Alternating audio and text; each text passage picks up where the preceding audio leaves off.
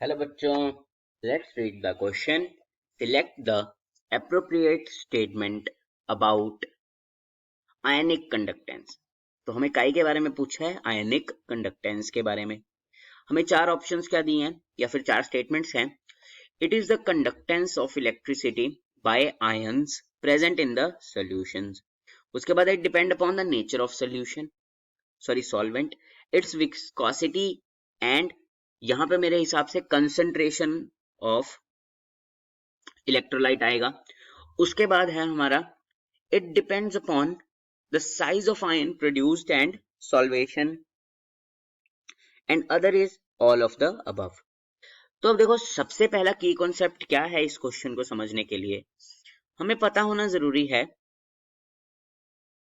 कि हमारी ionic conductance होती क्या है. तो अगर हम इसकी डेफिनेशन देखें तो इसकी डेफिनेशन क्या होती है, the conductance of electricity bye, या सीधा हम लिखते हैं the conductance of electricity by ions present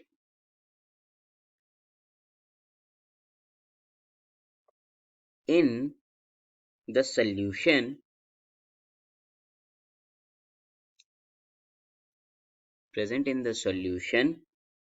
is called electrolytic or ionic conductance. Is called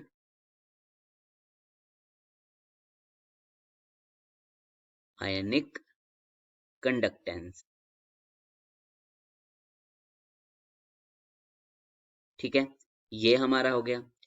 तो देखो, इससे हमारा एक पॉइंट तो ऊपर वाला पहले ही सही हो जाता है, क्योंकि अप्रोप्रिएट ये स्टेटमेंट है ही है कि conductance of electricity bye ions present in the solution. तो वही बात हमने बोला, conductance of electricity bye ions present in the solution. उसके बाद हम इसके कुछ पॉइंट्स देखते हैं. सेकंड पॉइंट हमारे पास क्या आता है इसका, कि इसके क्या नेचर्स हैं, मतलब ये किन किन चीजों पे हमारी डिपेंड करती है. तो सबसे पहला हमारा क्या आता है कि depend upon the nature of electrolyte added. Depends upon electrolyte added. ठीक है. उसके बाद हमारे पास आता है कि ये किस पे डिपेंड करता है, नेचर ऑफ सॉल्वेंट पे और इलेक्ट्रोलाइट की विस्कोसिटी पे. किस पे, नेचर ऑफ सॉल्वेंट.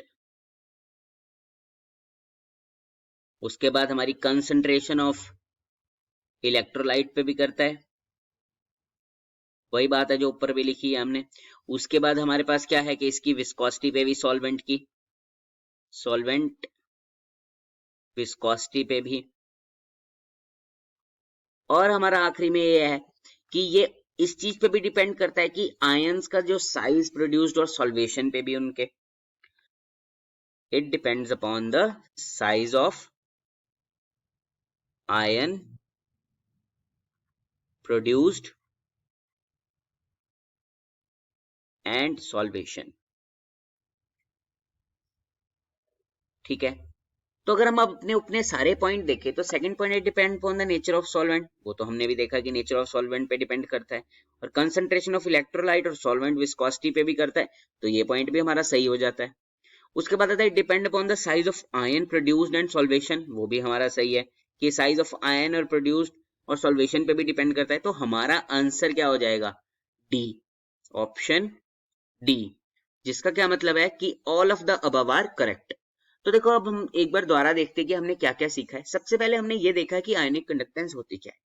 कंडक्टेंस, या सीधा आप बोल सकते हो किस रीजन से आयंस प्रेजेंट है एक हमारे सोल्यूशन में, उसके कारण जो भी हमारी इलेक्ट्रिसिटी होती है उसको हम एक तरह से कह देते हैं आयनिक कंडक्टेंस, की आयन की वजह से जो होता है.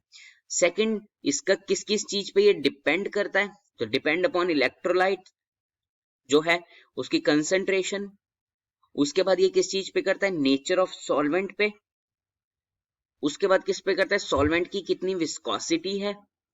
और ये इस पे भी डिपेंड करता है कि साइज ऑफ जो आयंस है हमारे वो कैसे प्रोड्यूस हुए हैं, एंड सॉल्वेशन पे भी करता है उनके. ठीक है.